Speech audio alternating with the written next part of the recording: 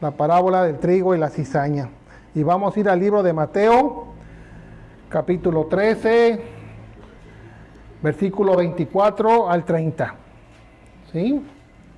Mateo 13, versículo 24 al 30. Acuérdense que nuestro Señor Jesucristo dio muchas enseñanzas en parábolas. ¿Por qué? Porque no todos merecían conocer la verdadera palabra de Dios, el verdadero evangelio. Pero ahora, para nosotros, todos los que estamos aquí sentados, ya nos fue revelado, ¿sí? Por medio de nuestro Señor Jesucristo, que plasmó su palabra escrita, y ahora todos podemos obtener la instrucción, la información, la enseñanza de nuestro Señor con libertad. Mateo capítulo 13, versículos 24 al 30, dice lo siguiente: le refirió otra parábola diciendo: el reino de los cielos es semejante a un hombre que sembró buena semilla en su campo. Pero mientras dormían los hombres, vino su enemigo y sembró cizaña entre el trigo y se fue. Y cuando salió la hierba y dio fruto, entonces apareció también la cizaña. Vinieron entonces los siervos del padre de familia y le dijeron: Señor, ¿no sembraste buena semilla en tu campo? ¿De dónde pues tienes cizaña? Él le dijo: un enemigo ha hecho esto. Y los siervos le dijeron: ¿quieres pues que vayamos y la arranquemos? Él les dijo: no sea que al arrancar la cizaña arranquéis también con ella el trigo. Dejad crecer juntamente lo uno y lo otro hasta la siega. Y el tiempo de la siega yo diré a los segadores: recoged primero la cizaña y atadla en manojos para quemarla, pero recoged el trigo en mi granero. Hermanos, primeramente, ¿se acuerdan que hablamos de la parábola del sembrador? Donde la semilla cae en diferentes tipos de tierra, ¿verdad? Bueno, ahora esta parábola nos habla de un sembrador que ya lleva la buena semilla al buen campo. ¿A qué se refiere, hermanos? A toda la cristiandad, ¿sí? Algunos piensan que se está refiriendo al mundo en general, pero no es así, ¿sí? El Señor se está refiriendo que está sembrando, ¿sí?, en una buena tierra, pero siempre va a haber la parte opuesta a lo bueno, siempre. Y por eso el Señor nos lo está marcando, para que tengamos mucho cuidado, porque aún dentro de la misma tierra va a haber quienes no quieren de las cosas de Dios. Eso lo hemos vivido muchos nosotros que hemos llevado un poquito más tiempo. Como muchos llegan y en lugar de permanecer, a veces cometen errores, y eso hace que otros, aparte de ellos, también se vayan. Porque parte del motivo de que otros entren, ¿de parte de quién? Del enemigo, es para sacar a otros. Yo recuerdo un testimonio. Llegó una persona allá, San Marcos, y llegó con el motivo de buscar, yo creo andaba buscando a una esposa. Se congregó, según él tenía el plan de buscar de Dios, conocer de Dios y pues servirle al Señor. Pasó un tiempo, conoció a una persona y al poco tiempo pues le ofreció, ¿verdad? Como cualquiera. Él no había sido convertido, apenas estaba escuchando la palabra, pero visualizó a alguien que le gustó y le ofreció, ¿verdad? Como cualquiera, tener una relación. Supuestamente él quería una relación seria, una relación correcta, ¿verdad? Como esta persona no lo aceptó, no lo consideró importante para ella, entonces se molestó y al poco tiempo se fue. ¿Por qué, hermanos? Porque su fin no era estar ahí ni buscar de Dios, sino su fin era ir a sacar una oveja de ese redil, ¿verdad? ¿Mandada por quién? ¿Mandado por quién? Por el enemigo, como dice aquí el Señor, por el enemigo. O sea, el enemigo tiene y usa muchas personas, muchas veces para desintegrar, para dar problemas dentro de la iglesia, para afectar la misma y si es posible, para que varios se vayan de esa congregación. Entonces, aquí el Señor nos está diciendo, el reino de los cielos es semejante a un hombre que sembró buena semilla en su campo. Sí, hasta ahí vamos bien. Pero mientras dormían los hombres, vino su enemigo y sembró cizaña entre el trigo y se fue. ¿Quién es el enemigo, hermanos? Satanás, el diablo. Recuerden que el diablo no descansa, el diablo no duerme, el diablo está acechando como león rugiente buscando a quien devorar. Y ustedes se han dado cuenta cómo son cuando vemos algún documental de los animales salvajes. El león nunca va a acariciar, cuando va sobre la presa directamente a matar. Esa es la condición del diablo. Y cuando manda a alguien, esa es la condición por la cual viene a destrozar, viene a robar. Bueno, entonces ese es el enemigo, el que dice, mientras dormías vino su enemigo y sembró cizaña entre el trigo y se fue. Y cuando salió la hierba y dio fruto, entonces apareció también la cizaña. ¿Qué es la cizaña, hermanos?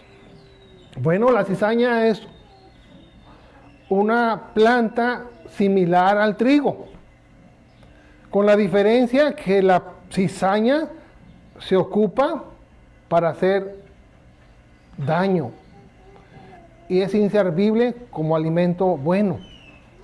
Pero cuando están creciendo son tan parecidas que difícilmente puedes identificar cuál de las dos están siendo el trigo y cuál de las dos la cizaña. ¿Sí? Lo mismo que pasa cuando estamos reuniéndonos en la congregación, en la iglesia. En apariencia todos nos vemos, todos,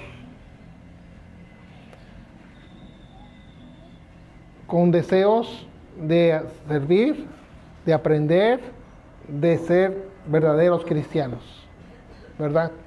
Yo los veo a ustedes y yo todos les veo cara de que tienen muchas ganas de servirle al Señor, de hacer su voluntad, de vivir en santidad, en obediencia, ¿verdad?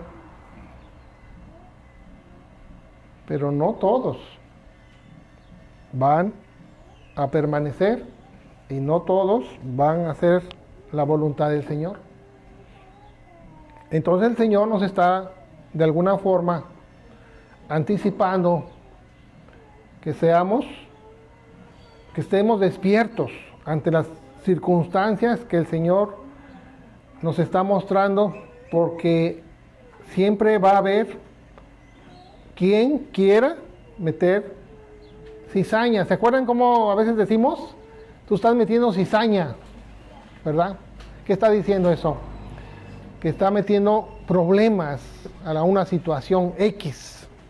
Bueno, ¿qué representa la cizaña? Falso. ¿Sí? Porque el trigo, cuando ya verdaderamente crece, dice que se dobla. ¿Sí? ¿Por qué? Porque el peso del fruto le vence. ¿Sí? y ahí es donde se dan cuenta cuál es el trigo. Y la cizaña permanece, porque también da un pequeño fruto, muy delgado, muy pequeño, y ese se mantiene así derecha. Pero el trigo baja. Entonces, vemos que la cizaña no es un fruto bueno, es un fruto falso, ¿sí? Y el trigo es un fruto auténtico, ¿sí?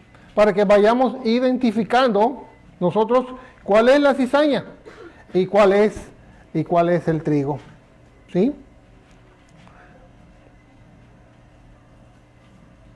Ahora, vamos ahí mismo, vamos al 36, al versículo 36 en su misma Biblia, ¿sí? Porque aquí el Señor, pues de la misma manera como lo dijo en el mismo capítulo, capítulo 13, versículo ahora al 36.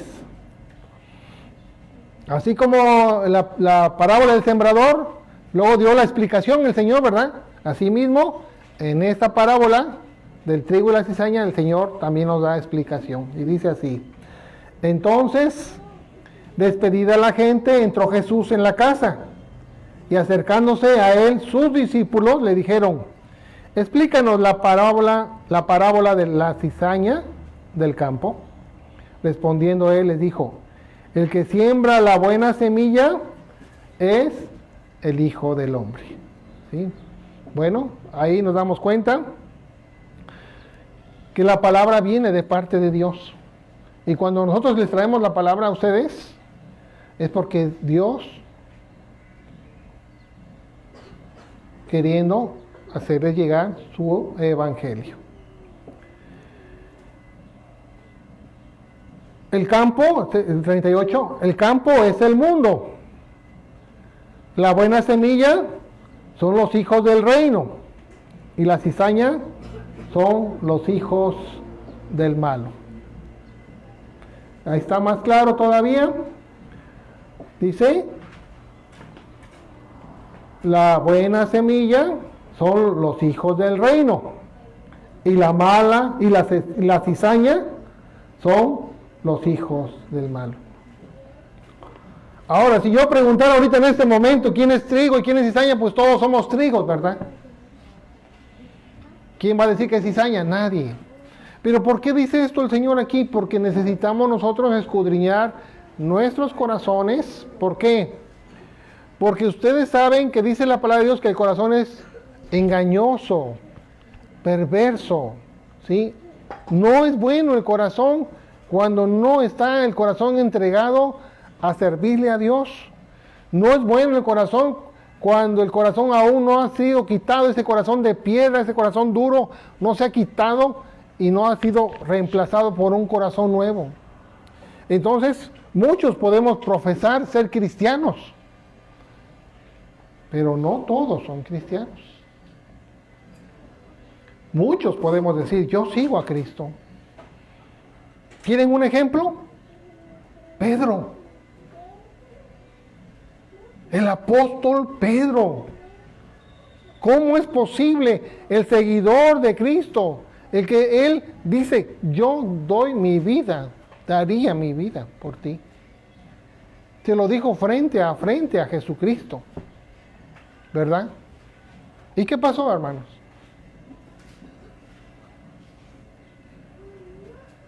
Pues cuando vino la prueba, lo negó, ¿verdad? ¿Cómo es posible que una persona que tiene a Cristo de forma personal, que está viendo sus milagros, que está viendo todas las obras maravillosas que ha hecho Cristo, y quien le dice: yo te seguiré? Había dejado a su esposa, había dejado su trabajo, había dejado a sus hijos, todo por seguir a Cristo.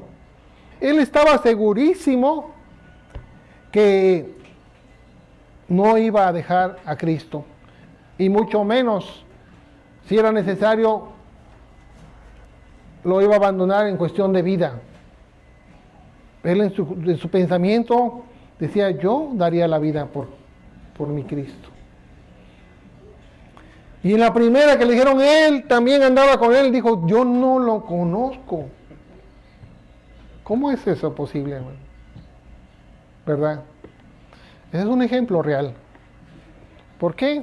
Porque necesitamos todos necesitamos saber qué tipo de corazón tenemos y qué tipo de semilla somos.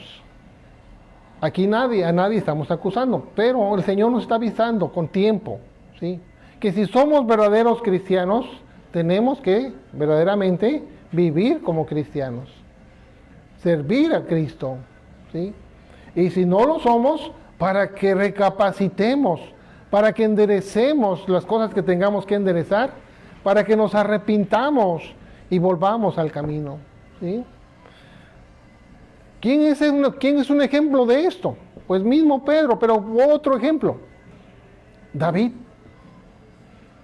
¿Recuerdan a David? El rey David, el único hombre sobre la tierra que fue conforme al corazón de Dios, el único hombre, ¿verdad? Y le falló al Señor, ¿verdad? Cometió adulterio y cometió asesinato y no se había dado cuenta que estaba en pecado. Muchas veces nos puede suceder eso a nosotros, hermanos. Por eso siempre el hombre cristiano debe de ser como Jesucristo, dice,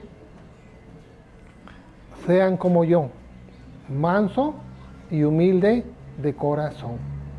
Porque una persona mansa y humilde de corazón acepta sus errores, se somete a Cristo, se humilla a Cristo y vuelve y se levanta nuevamente. Pero el que es soberbio, el que es altivo, no se levanta.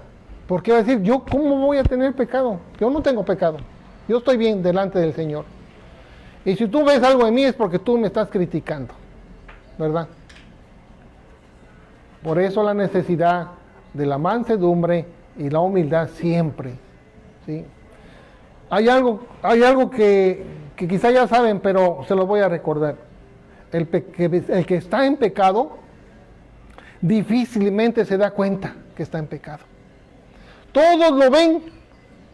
El hermano está en pecado, está haciendo mal, lo que está haciendo está mal, pero el que está en pecado no logra ver el pecado que está cometiendo.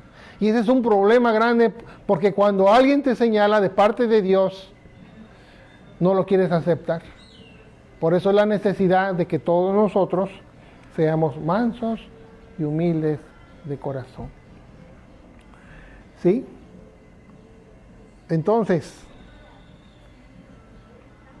dice 38, el campo es el mundo, la buena semilla son los hijos del reino y la cizaña son los hijos del malo. El enemigo que la sembró es el diablo. La siega es el fin del siglo. Y los segadores son los ángeles. ¿Qué significa esto, hermanos? Que todo tiene su término.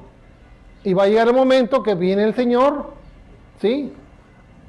A juicio. A todos vamos a ir a juicio. Y entonces ahí va a separar el Señor el trigo de la cizaña. Y el que es trigo, pues vamos a seguir leyendo.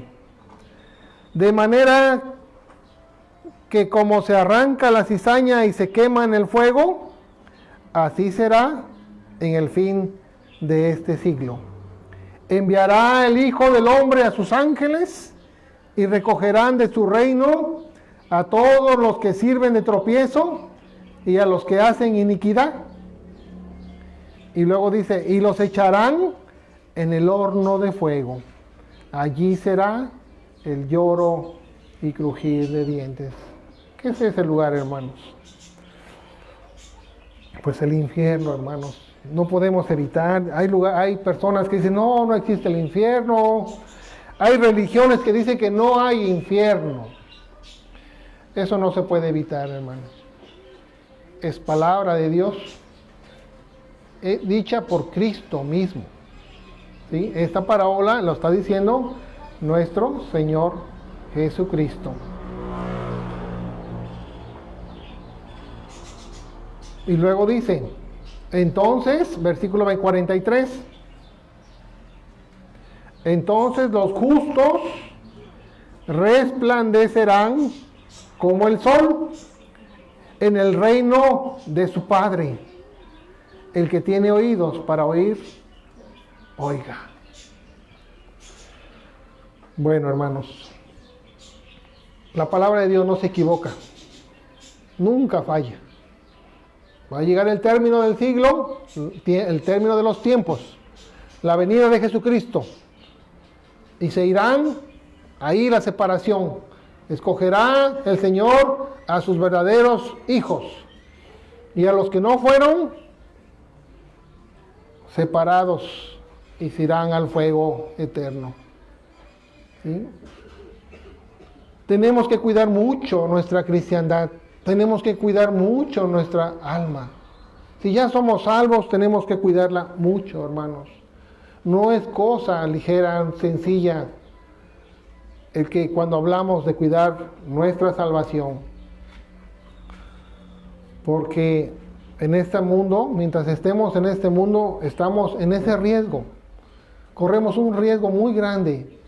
Y si nosotros no nos cuidamos y no cuidamos nuestra salvación, tendemos a caer y difícilmente el caído se levanta. ¿Sí? Ahora, recuerden que dice el Señor, un día vendrán y dirán, Señor, Señor, en tu nombre hicimos milagros, en tu nombre levantamos muertos, en tu nombre hicimos muchas cosas. Y el Señor dirá, apartaos de mí, hacedores de maldad. ¿Por qué lo dice, hermanos? Porque Él conoce a lo profundo nuestro corazón. Ay, nadie le puede engañar y nadie le puede mentir. Él sabe, Él nos conoce. ¿Sí? Entonces lo que está haciendo es invitándonos a que nosotros verdaderamente vivamos como a Él le agrada, como verdaderos cristianos, entregados en cuerpo y alma a servirle, a obedecerle y a vivir en santidad. ¿Sí? Porque de otra forma, cuando venga el juicio, ya no habrá oportunidad de arrepentimiento. El arrepentimiento es en este momento, cuando Dios te está hablando y cuando estás viviendo en esta tierra, hay oportunidad. Pero si tú mañana ya no amaneces vivo, se acabó la oportunidad, hermano. Porque vas a llegar allá y van a abrir tu libro de la vida y van a buscar tu nombre y no lo van a encontrar si tú no estuviste bien delante del Señor. Y luego van a venir y te van a traer otro libro, el libro de tu vida, y te van a decir, mira, tú desde esta edad empezaste a robar, a maldecir, a mentir, a contender, cometiste adulterio, cometiste fornicación, cometiste mentira, codiciaste, amaste a ídolos, nunca obedeciste los mandamientos. Y dicen, pues, recibe tu pago. Directo al infierno. Y ahí difícilmente vamos a pedir, Señor, Señor, ¿se acuerdan del rico? Del rico que muere cuando también muere el pobre, Lázaro, ¿verdad? Ya cuando estaba en el infierno quemándose y sufriendo, decía que quería, aunque sea que Lázaro tocara una gota de agua en su lengua, dice, para que saciara esa sensación que tenía de mucha sed. Y entonces le dijeron, nosotros ya no podemos hacer nada. Nadie puede pasar de allá para acá, ni de aquí para allá. Nada se puede hacer. Entonces no podremos clamar en el momento que ya estemos directamente ahí parados en el juicio para decir, Señor, Señor, perdóname, me arrepiento verdaderamente por todo lo malo que hice en mi vida. Ya no habrá más oportunidad. La oportunidad está hoy, aquí, mientras tengas vida. Y si hay algo que hoy el Señor te está marcando y te dice, tú no eres cizaña, tú eres trigo, gloria a Dios, hermano. Gloria a Dios, sigue así, permanece y profundízate más y sigue adelante, no te distraigas por nada, no te desvíes, porque el camino ya está puesto, ¿sí? Pero si te dicen, tú eres cizaña, o tú mismo te estás diciendo, no soy trigo, soy cizaña. Bueno, hay oportunidad, hermanos. Tenemos la oportunidad hoy de ir al Señor de la misma manera como hizo David. Hermanos, vamos al libro de Salmos 51, hermanos. Me gusta muchísimo este salmo, hermano, porque es un verdadero arrepentimiento. Un verdadero arrepentimiento, hermanos. Y si tú en tu corazón tienes un corazón contrito y humillado, Salmo 51. Si tú verdaderamente tienes un corazón contrito y humillado y te reconoces como pecador, ve al Señor. Y mira, esta es una guianza, un instructivo de cómo tú verdaderamente puedes tener un verdadero arrepentimiento. Aquí está David. Cuando Natán le dice, tú eres el que mató y el que adulteró. Y entonces a David se le abrieron los ojos y el entendimiento, dije, ese soy yo. Y él ya había dicho que pagara por cuatriplicado el que había hecho esa maldad. Y cuando le dice a Natán, ese eres tú. Entonces David se humilla y dice, he pecado contra Jehová. Y luego va y se arrepiente y dice así, Salmo 51, ten piedad de mí, oh Dios, conforme a tu misericordia, conforme a la multitud de tus piedades, borra mis rebeliones. Lávame más y más de mi maldad y límpiame de mi pecado. Porque yo reconozco mis rebeliones y mi pecado está siempre delante de mí. Contra ti solo he pecado y he hecho lo malo delante de tus ojos, para que seas reconocido justo en tu palabra y tenido por puro en tu juicio. He aquí, en maldad he sido formado y en pecado me concibió mi madre. He aquí, tú amas la verdad en lo íntimo y en lo secreto me has hecho comprender sabiduría. Purifícame con hisopo y seré limpio. Lávame y seré más blanco que la nieve. Hazme oír gozo y alegría, y se recrearán los huesos que has abatido. Esconde tu rostro de mis pecados y borra todas mis maldades.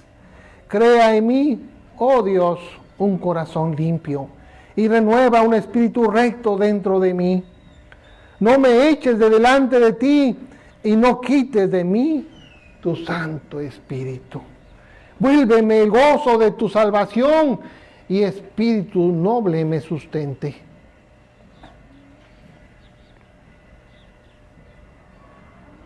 Vuélveme, en el 11 dice, no me eches delante de ti y no quites de mí tu Santo Espíritu. ¿Saben qué está diciendo ahí? Que no se contriste el Espíritu en nuestra vida.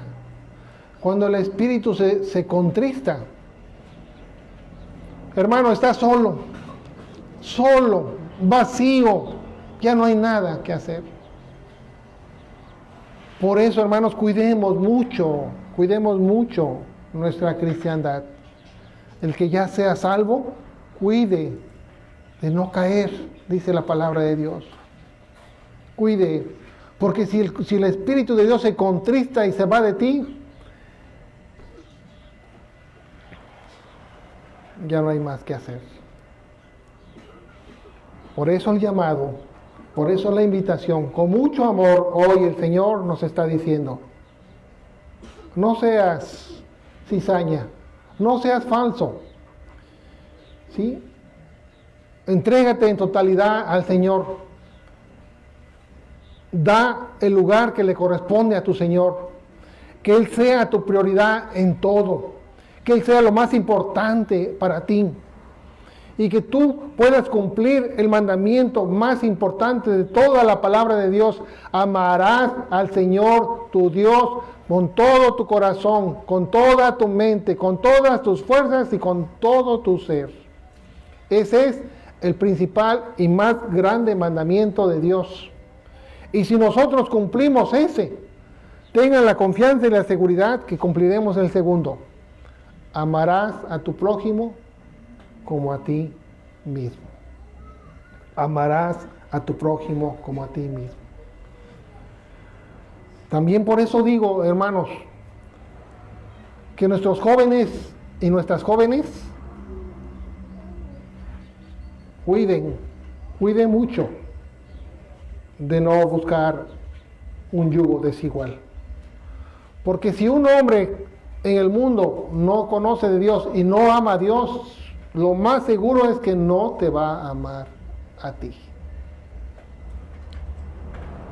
Si un hombre allá afuera no tiene temor de Dios, lo más seguro es que a ti no te va a respetar. ¿Cuántos fracasos hemos visto, hermanos, allá?